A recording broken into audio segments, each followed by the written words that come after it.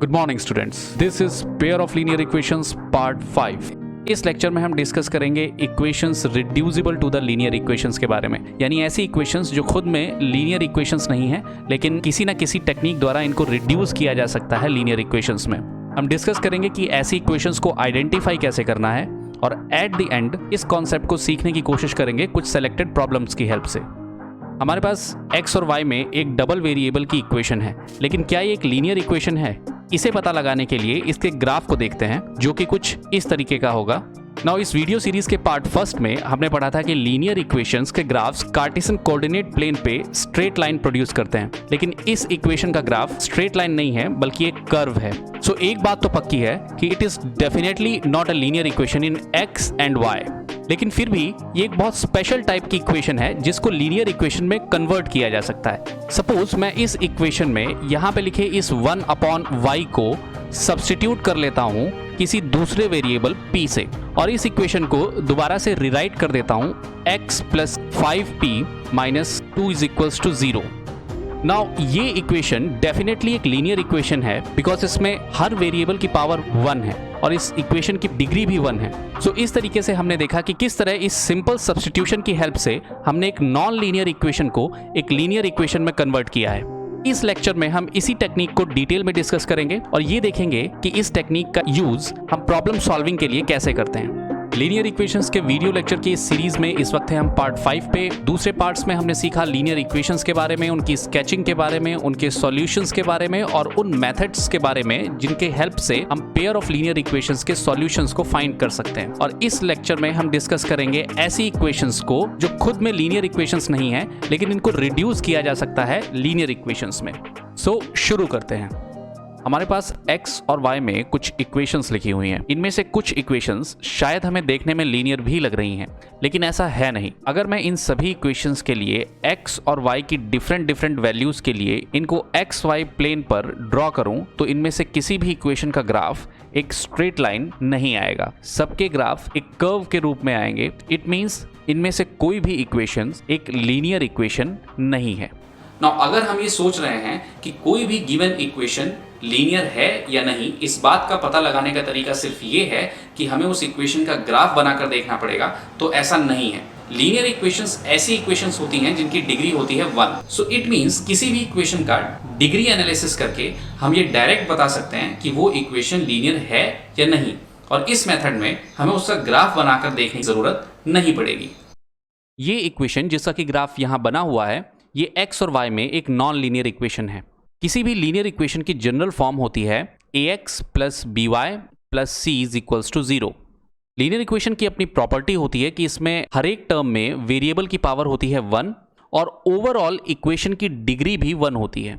Now अगर मैं इस इक्वेशन को जनरल फॉर्म में लिखने की कोशिश करूं तो ये इस तरीके से लिखी जाएगी x + 5y - 1 - 2 = 0। अगर मैं इन दोनों इक्वेशन को कंपेयर करूं तो मैं यहां देख सकता हूं कि फर्स्ट टर्म में वेरिएबल x की पावर है 1, लेकिन सेकंड टर्म में वेरिएबल y की पावर है -1 और यहां पे वेरिएबल y की पावर होनी चाहिए थी 1। सो दैट इज वाई इस -1 की वजह से ये इक्वेशन x और y में लीनियर इक्वेशन नहीं है, और इसी वजह से हमें इसके ग्राफ में एक स्ट्रेट लाइन ना मिलके एक कर्व मिल रहा है। सो इस इक्वेशन को नॉन लीनियर बनाने का जिम्मेदार है ये वेरिएबल y। नाउ अगर मैं इस इक्वेशन को लीनियर बनाना चाहता हूं, इस वेरिएबल y की पावर -1 और 1/y को किसी दूसरे वेरिएबल p से रिप्लेस कर दूं जिसकी पावर है 1। नाउ अब मैं इस इक्वेशन को रिराइट कर लेता हूं x + 5p - 2 = 0। नाउ ये x और p में एक लीनियर इक्वेशन है। यहाँ पे ध्यान देने वाली बात यह है कि ये इक्वेशन x और p में लीनियर इक्वेशन है, बट ये इक्वेशन x और y में लीनियर इक्वेशन नहीं है। सो इस तरीके से हमने देखा कि किसी भी इक्वेशन में वेरिएबल की डिग्री का एनालिसिस करके हम ये बिना ग्राफ बनाए पता लगा सकते हैं कि कोई भी इक्वेशन लीनियर होगी या नहीं होगी। नाउ अगर मैं इस इक्वेशन और इस इक्वेशन के ग्राफ्स को कंपेयर करूं तो वो कुछ इस तरीके से आएंगे। यहाँ हम देख सकते हैं कि ये इक्वेशन x और y में लीनियर इक्वेशन नहीं है, जबकि ये इक्वेशन x और p में लीनियर इक्वेशन है, बिकॉज x और p में जब मैं इसका ग्राफ बनाऊंगा तो वो एक स्ट्रेट लाइन मिलेगा और x और y में जब मैं इसका ग्राफ बनाऊंगा तो वो एक कर्व मिलेगा। तो हमने देखा कि एक सिंपल से सब्स्टिट्यूशन यानी कि 1/y is equal to p की मदद से हमने किस तरह एक इक्वेशन को कर्व से स्ट्रेट लाइन बदल दिया है, यानी कि एक नॉन लीनियर इक्वेशन से एक लीनियर इक्वेशन में चेंज कर दिया है। नाउ यहाँ पे क्वेश्चन ये उठता है कि क्या हम किसी भी गिवन नॉन लीनियर इक्वेशन को इतना इजीली लीनियर इक्वेशन में बदल सकते हैं? तो ऐसा नहीं है। किसी भी गिवन इक्वेशन को लीनियर इक्वेशन में बदला जा सकता है या नहीं, ये इस बात पे डिपेंड करता है कि उस इक्वेशन में वेरिएबल्स की सिचुएशंस कैसी हैं। कई सारी ऐसी इक्वेशंस होती हैं जिनको नॉर्मल सब्स्टिट्यूशन मेथड से लीनियर इक्वेशन में नहीं बदला जा सकता। इस बात को एक एग्जांपल से समझने की कोशिश करते हैं। नाउ सपोज इस इक्वेशन को लीनियर इक्वेशन में चेंज करने की कोशिश करते हैं। सो हम सबसे पहले सब्स्टिट्यूशन मेथड का ही इस्तेमाल करेंगे और हम रिप्लेस कर देंगे 1/y को p से। नाउ इससे y की वैल्यू आ जाएगी 1/p। नाउ इन सब्स्टिट्यूशन को अब हम इस इक्वेशन में सब्स्टिट्यूट कर देते हैं। सो इस इक्वेशन को रिराइट कर सकते हैं x plus 5p minus 2x 1/p। इस y की जगह इसकी वैल्यू आ जाएगी 1/p। सो हम यहाँ से देख सकते हैं कि इस सब्स्टिट्यूशन की हेल्प से जब हम इस इक्वेशन को लीनियर बनाने की कोशिश करेंगे तो यहाँ पे एक ऐसा फैक्टर जनरेट हो जाएगा जो अगेन इसको लीनियर बनने नहीं देगा। सो यहाँ पे ये सब्स्टिट्यूशन इस इक्वेशन को लीनियर नहीं बना पाएगा या फिर ये मेथड यहाँ पे काम नहीं करेगा। सपोज एक दूसरे मेथड से ट्राई करने की कोशिश करते हैं और इस इक्वेशन को सिंप्लीफाई करते हैं। सो हम इसे रिराइट कर लेंगे x plus 5y is equals to 2xy। हमने 2xy को राइट हैंड साइड ले लिया। नाउ इस xy को इधर लेके जाएंगे और इन दोनों को डिवाइड कर देंगे। So x upon xy plus 5/xy square is equals to 2। Now इस x से ये x एलिमिनेट हो जाएगा और बचेगा 1/y plus 5/xy square is equals to 2। So हम देख रहे हैं ये इक्वेशन और कॉम्प्लिकेटेड बन गई है। इस तरीके से हम कंक्लूड कर सकते हैं कि हर इक्वेशन को इजीली लीनियर इक्वेशन में कन्वर्ट नहीं किया जा सकता है। नाउ यहाँ पे हमारे पास कुछ ऐसी इक्वेशंस हैं जिनको किसी ना किसी मेथड से लीनियर इक्वेशन में बदला जा सकता है। फॉर एग्जांपल अगर मैं इस फर्स्ट इक्वेशन की बात करूं तो ये अपने आप में एक लीनियर इक्वेशन नहीं है, बिकॉज इन दोनों टर्म में x और y की डिग्री 1 है। लेकिन यहाँ पे इस टर्म में x और y क्योंकि मल्टीप्लाई में लिखे हुए हैं इसलिए इसकी डिग्री है 2। सो ओवरऑल इस इक्वेशन की डिग्री हो जाएगी 2। तो ये इस सिचुएशन में x और y में एक नॉन लीनियर इक्वेशन है। लेकिन अब मैं इस इक्वेशन को लीनियर इक्वेशन में चेंज करने की कोशिश करूंगा। सो हम इस इक्वेशन को लिख लेते हैं 6x plus 3y minus 6xy is equals to 0। 6xy को दूसरी तरफ ले चलते हैं। तो ये हो जाएगा 6x plus 3y is equals to 6xy। Now xy को इधर ले आके इन दोनों को डिवाइड कर लेते हैं। So 6x upon xy plus 3y upon xy is equals to 0। Now x से x कैंसिल हो जाएगा और यहाँ y से y कैंसिल हो जाएगा। नाउ रिमेनिंग इक्वेशन बचेगी 6 upon y plus 3 upon x is equals to 6। Now अभी भी ये एक लीनियर इक्वेशन नहीं है, बिकॉज इस टर्म में y की पावर है -1 और इस टर्म में x की पावर भी -1 है। नाउ अब मुझे यहाँ पे इन दोनों वेरिएबल्स के लिए एक एक सब्स्टिट्यूशन करना पड़ेगा। सो हम लिखेंगे put 1/y is equals to p and 1/x is equals to q। So इस इक्वेशन को लिखा जा सकता है 6p plus 3q is equals to 6। Now ये इक्वेशन एक लीनियर इक्वेशन है, बिकॉज p और q दोनों की ही पावर 1 है और ओवरऑल इस पूरी इक्वेशन की डिग्री भी 1 है। सो इस तरीके से हमने इस इक्वेशन को लीनियर इक्वेशन में चेंज किया है। नाउ इस इक्वेशन को ऑलरेडी हम लीनियर इक्वेशन में चेंज कर चुके हैं। सो इस इक्वेशन को कंसीडर करते हैं। नाउ ये इक्वेशन भी अपने आप में एक लीनियर इक्वेशन नहीं है, बिकॉज यहाँ पे x और y की पावर 1 नहीं है और ओवरऑल इस पूरी इक्वेशन की डिग्री भी 1 नहीं है। So it is a non linear equation. Now इस इक्वेशन को लीनियर इक्वेशन में चेंज करना काफी ईजी है। हम यहाँ डायरेक्टली सब्स्टिट्यूट कर देंगे √x को p से और √y को q से। सो ये इक्वेशन रिराइट कर सकते हैं हम p plus q is equals to 4। So इस तरीके से हम देख सकते हैं कि नॉर्मल छोटे छोटे सब्स्टिट्यूशंस की मदद से हम एक नॉन लीनियर इक्वेशन को एक लीनियर इक्वेशन में चेंज कर पा रहे हैं। सो ये इक्वेशन x और y में लीनियर इक्वेशन नहीं है, लेकिन यही इक्वेशन p और q में लीनियर इक्वेशन है। सो वेरिएबल्स बदलने से इक्वेशंस के टाइप भी चेंज हो जाते हैं। नाउ इस इक्वेशन को डिस्कस करते हैं। अगेन ये इक्वेशन भी काफी सिंपल है। ये लिखा हुआ है 2/√x plus 3/√y is equals to 5। So यहाँ पे हम सब्स्टिट्यूशन करेंगे 1/√x को एज ए p और 1/√y को हम लिख लेंगे q। सो ये इक्वेशन रिड्यूस हो जाएगी 2p plus 3q is equals to 5 में। अगेन सब्स्टिट्यूशन की हेल्प से ये इक्वेशन इजीली लीनियर इक्वेशन में चेंज हो गई। सिमिलरली हम इस इक्वेशन में भी 1/x को p और इस इक्वेशन में भी 1/y को q रिप्लेस करके लीनियर इक्वेशन में चेंज कर सकते हैं। बट इस इक्वेशन में हमें 1/x प्लस y को p मानना पड़ेगा और 1/x माइनस y को q मानना पड़ेगा, तब जाके ये इक्वेशन लीनियर इक्वेशन में रिड्यूस होगी। सो इस इक्वेशन को रिराइट किया जा सकता है 3p minus 5q plus 1 is equals to 0। So यहाँ पे हम देख सकते हैं कि इन सभी नॉन लीनियर इक्वेशंस को इजीली सब्स्टिट्यूशंस की हेल्प से लीनियर इक्वेशन में बदला जा सकता है। सो ऐसी इक्वेशंस कहलाती हैं equations reducible to linear equations. Now इस टेक्निक का यूज हम कहाँ और कैसे करते हैं इसे समझने की कोशिश करते हैं। नाउ हमारे सामने प्रॉब्लम है कि हमें इन दोनों इक्वेशंस का एक सॉल्यूशन निकालना है। अगर मैं ग्राफिकली बात करूं तो हमें इन दोनों इक्वेशंस के पॉइंट ऑफ इंटरसेक्शन को निकालना है। अगर मैं कंप्यूटर की हेल्प से इन दोनों इक्वेशन के ग्राफ को बनाऊंगा तो वो कुछ ऐसा बनेगा। हम देख सकते हैं कि ये दोनों ग्राफ्स स्ट्रेट लाइन ना होके एक कर्व हैं। इट मीन्स ये दोनों ही इक्वेशन x और y में लीनियर इक्वेशंस नहीं हैं। हम ये भी देख सकते हैं कि ये दोनों कर्व एक दूसरे को 4,9 पे इंटरसेक्ट कर रहे हैं, यानी इनका पॉइंट ऑफ इंटरसेक्शन आ रहा है 4,9। यानी इस क्वेश्चन को सॉल्व करके हमारा आंसर आना चाहिए 4,9। नाउ अब मैं इन इक्वेशंस को एल्जेब्रिकली सॉल्व करूंगा और देखेंगे कि क्या हमारा आंसर 4,9 आता है या नहीं। सो इस इक्वेशन को फर्स्ट मान लेते हैं और इसे सेकंड मान लेते हैं। सबसे पहले सब्स्टिट्यूशन की हेल्प से इन दोनों इक्वेशन को लीनियर इक्वेशन में कन्वर्ट करते हैं। सो हम लिखेंगे put 1/√x is equals to p and 1/√y is equals to q। So ये फर्स्ट इक्वेशन हो जाएगी 2p plus 3q is equals to 2 और सेकेंड इक्वेशन हो जाएगी 4p minus 9q is equals to -1। इस इक्वेशन को हम मान लेते हैं फर्स्ट मॉडिफाइड और इस इक्वेशन को हम मान लेते हैं सेकंड मॉडिफाइड। नाउ अब इन दोनों लीनियर इक्वेशन को सॉल्व करके हम इन दोनों के पॉइंट ऑफ इंटरसेक्शन को पता लगाने की कोशिश करेंगे। सो अब एलिमिनेशन मेथड की हेल्प से p और q की वैल्यू पता लगाते हैं।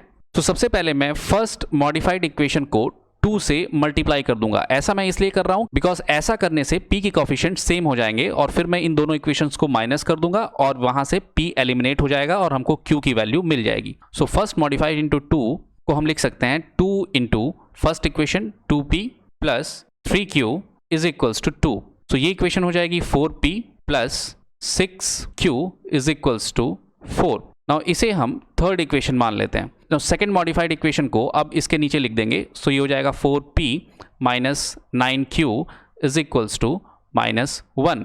ये हो जाएगी सेकेंड मॉडिफाइड इक्वेशन। अब इन दोनों इक्वेशन को माइनस करेंगे तो ये नीचे वाली इक्वेशन के साइन रिवर्स हो जाएंगे और ये प्लस था तो ये हो जाएगा माइनस, ये माइनस था ये हो जाएगा प्लस, ये माइनस था ये हो जाएगा प्लस। सो इस तरीके से 4p एक दूसरे को कैंसिल कर देंगे और एलिमिनेट हो जाएंगे और 9q प्लस 6q हो जाएंगे 15q और 4 + 1 हो जाएगा 5। सो इस तरीके से q की वैल्यू आ जाएगी 5/15 और सिंप्लीफाई करके ये हो जाएगी q इज इक्वल्स टू 1/3। तो यहाँ से हमें q की वैल्यू मिल गई है। सिमिलरली अगर मैं p की वैल्यू निकालने की कोशिश करूंगा तो इन दोनों इक्वेशन से मुझे q को एलिमिनेट करना पड़ेगा और इसलिए मैं फर्स्ट मॉडिफाइड इक्वेशन को 3 से मल्टीप्लाई कर देता हूँ। सो ये first modified into 3, so 3 into 2p plus 3q is equals to 2। So ये हो जाएगा 6p plus 9q is equals to 6। अब सेकेंड मॉडिफाइड को इसके नीचे लिख लेते हैं और ये हो जाएगा 4p minus 9q is equals to -1। Now अब मैं इन दोनों इक्वेशंस को ऐड कर लूंगा। सो ये 9q कैंसिल हो जाएंगे और q एलिमिनेट हो जाएगा। सो 6p 4p ऐड होके हो जाएगा 10p और 6 - 1 हो जाएगा 5।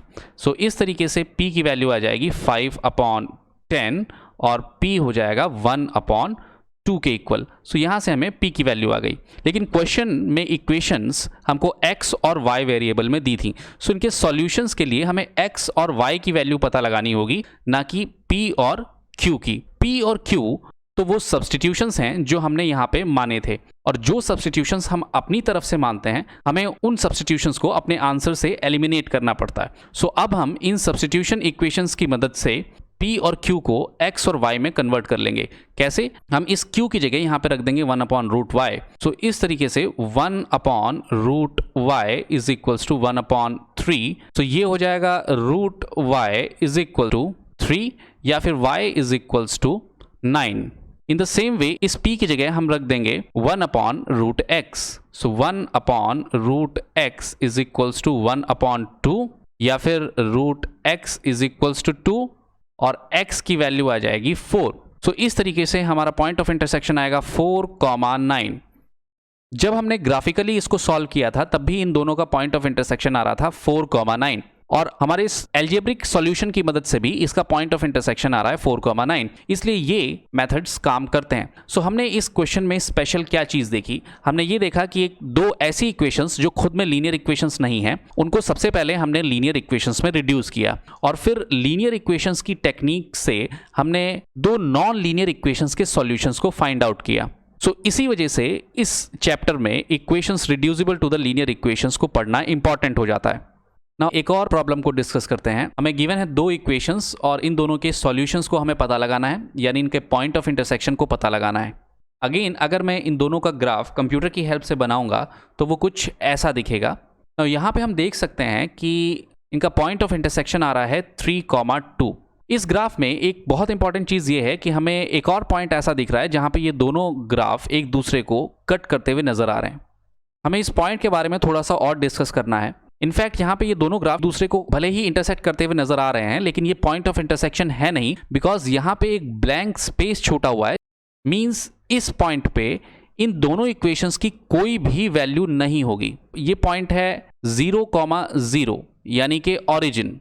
अगर मैं इस पॉइंट को इन दोनों इक्वेशंस में रखता हूं, सपोज x की जगह 0 y की जगह 0, सो यहाँ पे भी x की जगह 0 y की जगह 0, सो ये हो जाएगा 10/0 plus 2/0 is equals to 4। Now इन दोनों क्वांटिटीज की वैल्यूज होती हैं इनफाइनाइटली लार्ज, मींस इनको हम किसी नंबर में एक्सप्रेस नहीं कर सकते हैं। इसका मतलब इस पॉइंट पे 0,0 पे ये इक्वेशन क्या वैल्यू देगी इस चीज का अंदाजा हम नहीं लगा सकते हैं। सो यहाँ पे हमने एक ब्लैंक स्पेस छोड़ा हुआ है और हम कह सकते हैं इस पॉइंट पे इन दोनों ही इक्वेशंस की कोई वैल्यू नहीं होगी, इसीलिए हम इसको पॉइंट ऑफ इंटरसेक्शन ट्रीट नहीं करेंगे। इस तरीके से हमें सिर्फ एक ही पॉइंट ऑफ इंटरसेक्शन मिलेगा और वो होगा 3,2। सो एल्जेब्रिकली सॉल्व करने के बाद इन इक्वेशंस का आंसर आना चाहिए 3,2। So let us check. सबसे पहले हम इस इक्वेशन को फर्स्ट मान लेते हैं और इस इक्वेशन को सेकंड और इन दोनों को लीनियर इक्वेशंस में चेंज कर लेते हैं। सो हम सब्स्टिट्यूट करेंगे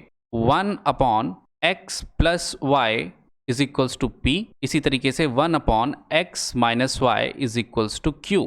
सो फर्स्ट इक्वेशन हो जाएगी 10p plus 2q is equals to 4। Similarly second equation हो जाएगी 15p minus 5q is equals to -2। इस इक्वेशन को हम मान लेते हैं फर्स्ट मॉडिफाइड और इसको हम मान लेते हैं सेकेंड मॉडिफाइड। नाउ अब इन दोनों को एल्जेब्रिकली सॉल्व करने की कोशिश करते हैं। सबसे पहले हम फर्स्ट मॉडिफाइड को थोड़ा सा रिड्यूस कर लेते हैं।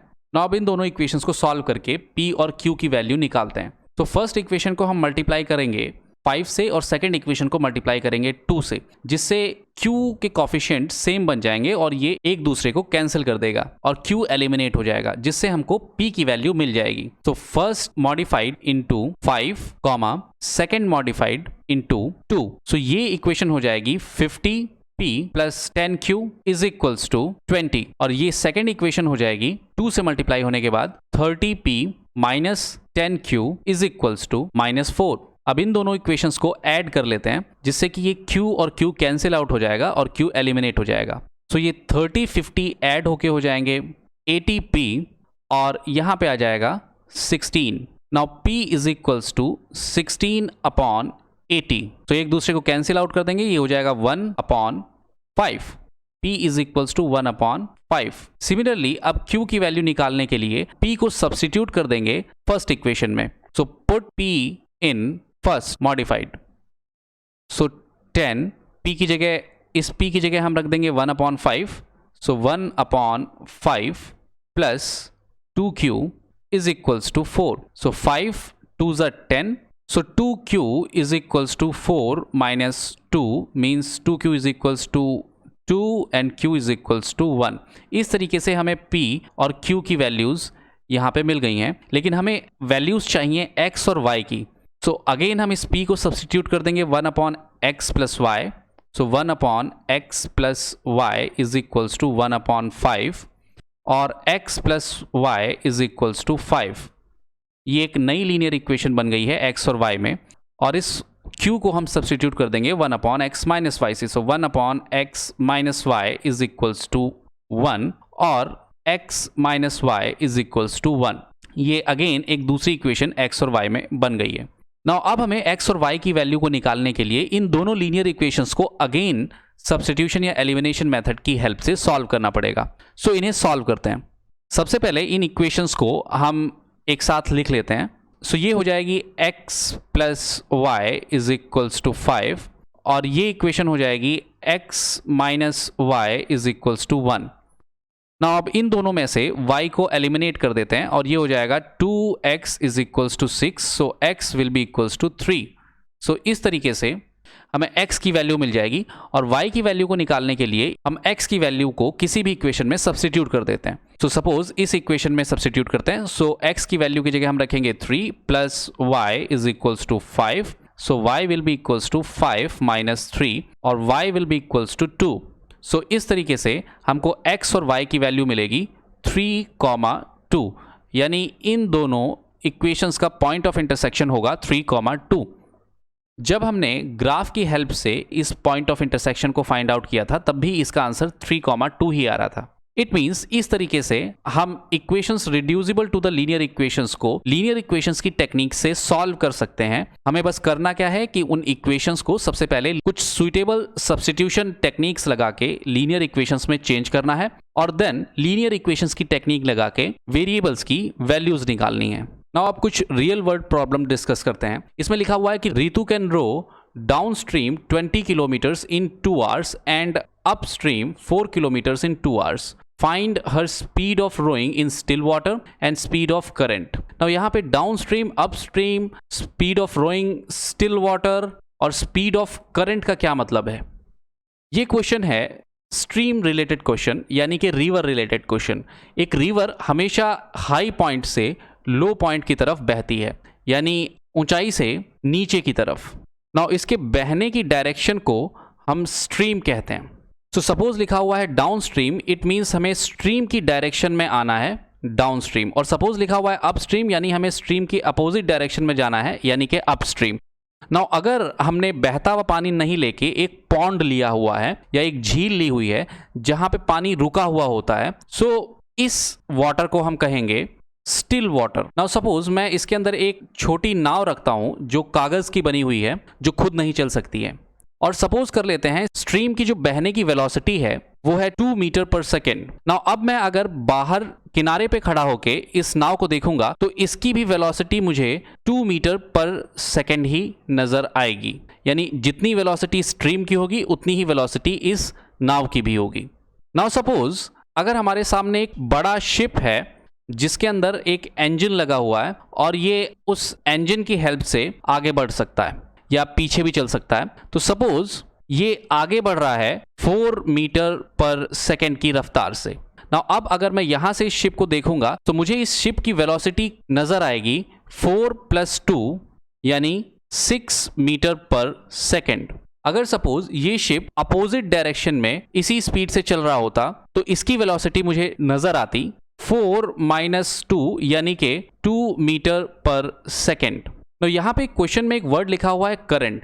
करंट हम स्ट्रीम को या बहते हुए पानी को ही कहते हैं। सो स्पीड ऑफ करंट का मतलब है कि इस रिवर के फ्लो की स्पीड कितनी है। नाउ अब हम डिस्कस करते हैं स्टिल वाटर की कंडीशंस। सपोज ये शिप इस झील में चल रहा होता और सपोज ये 4 मीटर पर सेकेंड की स्पीड से आगे चल रहा होता और मैं इसको यहां से देखता तो मुझे इसकी स्पीड 4 मीटर पर सेकेंड ही दिखाई देती, बिकॉज इस कंडीशन में वाटर या करंट की जो स्पीड है वो है 0 मीटर पर second. So speed of rowing in still water का मतलब है कि जब पानी ना बह रहा हो उस वक्त शिप की स्पीड कितनी होगी, या फिर हम ये कह सकते हैं कि शिप की अपनी खुद की रियल स्पीड कितनी होगी। सो इन सभी टर्म्स को समझने के बाद अब इस क्वेश्चन को अटेम्प्ट करते हैं। तो suppose Ritu down stream travel करती है 20 किलोमीटर 2 आवर्स में और अप स्ट्रीम ट्रेवल करती है 4 किलोमीटर 2 आवर्स में। So down stream means river की फ्लो की डायरेक्शन में, जिस डायरेक्शन में रिवर फ्लो कर रही है, और अप स्ट्रीम का मतलब है रिवर के फ्लो की अपोजिट डायरेक्शन में।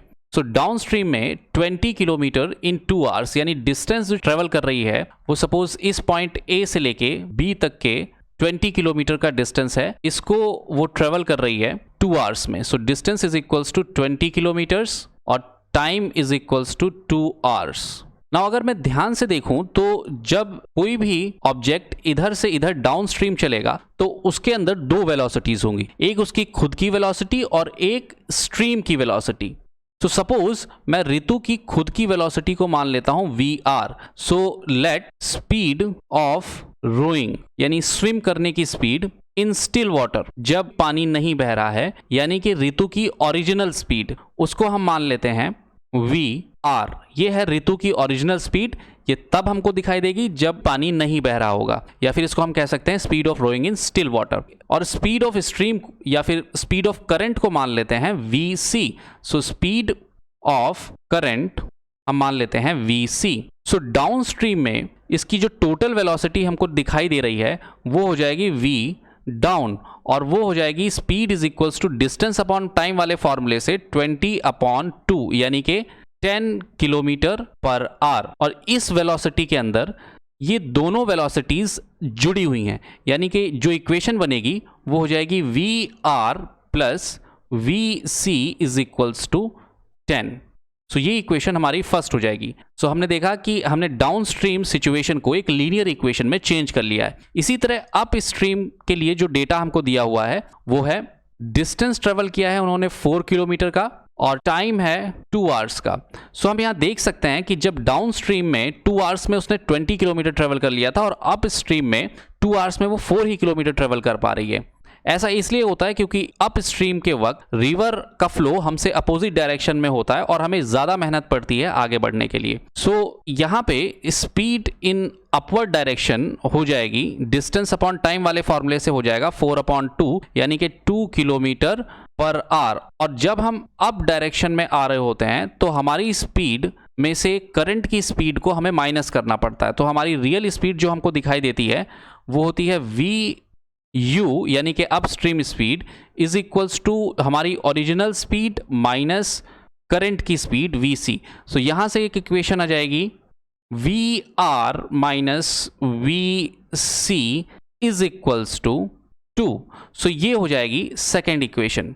नाउ अब हम देख सकते हैं कि VR और VC में हमारे पास दो इक्वेशंस आ गई हैं और अब हम इन दोनों इक्वेशंस को सब्स्टिट्यूशन या एलिमिनेशन मेथड किसी की भी हेल्प से सॉल्व करके VR और VC की वैल्यूज निकाल सकते हैं। सो ये एक बहुत स्पेशल टाइप का क्वेश्चन है जिसके कंसेप्ट को हमें समझने की जरूरत है। अगर आपको अभी भी ये समझ में नहीं आया है तो आप इसको रिवाइंड करके दोबारा से देखिए, बिकॉज ऐसे क्वेश्चंस सिर्फ इसमें ही नहीं, आगे हमको कई चैप्टर्स जैसे कि क्वाड्रेटिक इक्वेशंस वगैरह में भी देखने को मिलेंगे। एक और क्वेश्चन डिस्कस करते हैं। इसमें लिखा हुआ है कि Roohi travels 300 kilometre to her home partly by train and partly by bus. She takes 4 hours if she travels 60 kilometer by train and the remaining by bus. If she travels 100 kilometer by train and remaining by bus, she takes 10 minutes longer. Find the speed of train and the speed of bus. तो situation ये है कि रूही की current position से उसका home 300 kilometre दूर है, यानी ये है उसकी करंट पोजीशन और ये है उसका होम, और इसके बीच में डिस्टेंस है 300 किलोमीटर। ना वो इस डिस्टेंस को पार्टली बाय ट्रेन और पार्टली बाय बस ट्रेवल करती है और दो तरीके से ट्रेवल करती है।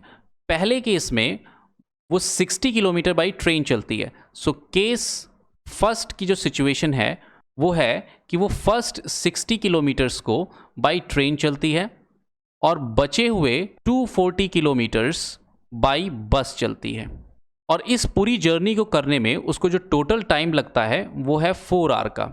सिमिलरली सेकेंड केस में 100 किलोमीटर बाय ट्रेन चलती है और बचे हुए 200 किलोमीटर्स वो बाय बस चलती है, और इस पूरे जर्नी में उसको टाइम लगता है 4 hours 10 minutes का।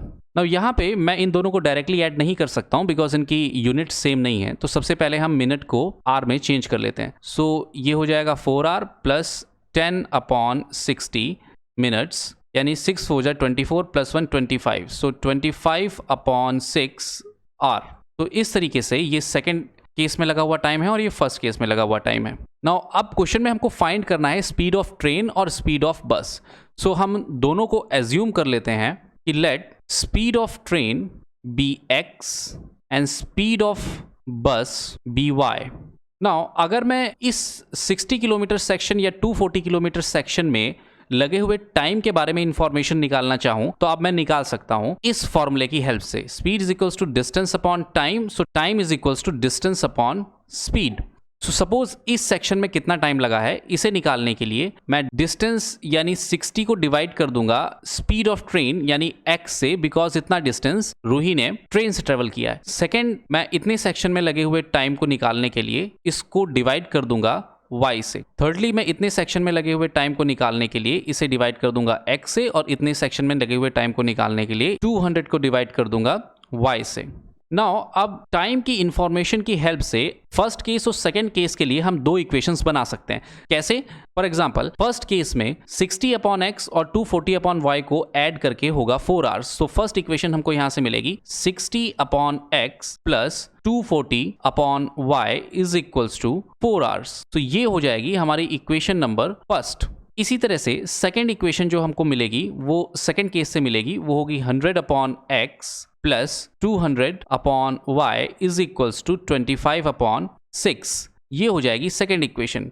नाउ अगर मैं इन दोनों इक्वेशंस को ध्यान से देखूं तो दोनों इक्वेशंस अपने आप में लीनियर इक्वेशन नहीं है, लेकिन इनको इजीली सब्स्टिट्यूशन से लीनियर इक्वेशन में चेंज किया जा सकता है। सो अगेन हम सबसे पहले इसमें 1/x और 1/y को p या q सब्स्टिट्यूट करके लीनियर इक्वेशन में चेंज कर लेंगे दोनों इक्वेशंस को, और फिर उन दोनों इक्वेशंस को सॉल्व करके x और y की डिफरेंट वैल्यूज को पता लगा लेंगे। इस तरीके से हम ये क्वेश्चन सॉल्व कर सकते हैं। ये क्वेश्चन अपने आप में इंपॉर्टेंट है बिकॉज इस तरीके के कई क्वेश्चंस एग्जाम्स में पूछे भी जाते हैं। सो इस तरीके से ये लेक्चर टारगेटेड था एनसीईआरटी एक्सरसाइज 3.6 पे, और अब आप इसको पूरा कर सकते हैं। आज के लेक्चर में हमने सीखा कि equations reducible to linear equations कौन सी होती हैं, उनको आइडेंटिफाई कैसे करना है और उनकी हेल्प से प्रॉब्लम्स को कैसे सॉल्व करना है। लीनियर इक्वेशंस के वीडियो लेक्चर्स की इस सीरीज में हमने लीनियर इक्वेशंस का कोर्स जो हाई स्कूल लेवल पे है उसको डिस्कस। आप इन सभी वीडियोस को चैनल की प्लेलिस्ट में देख सकते हैं।